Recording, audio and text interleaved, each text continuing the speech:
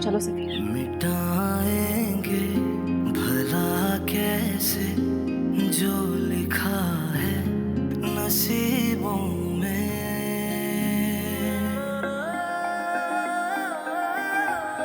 मुक़द्दर के सितारों को,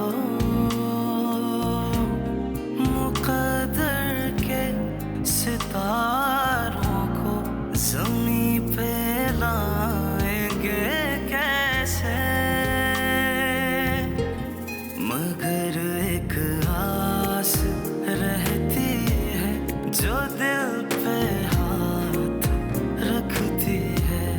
मगर एक आस रहती है जो दिल पे हाथ रखती है।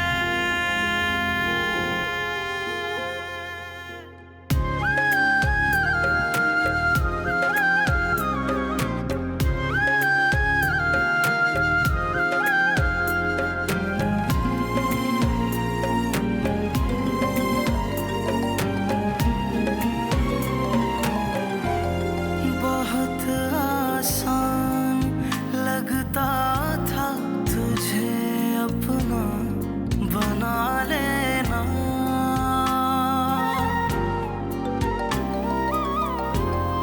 बहुत आसान लगता था तुझे अपना बना लेना।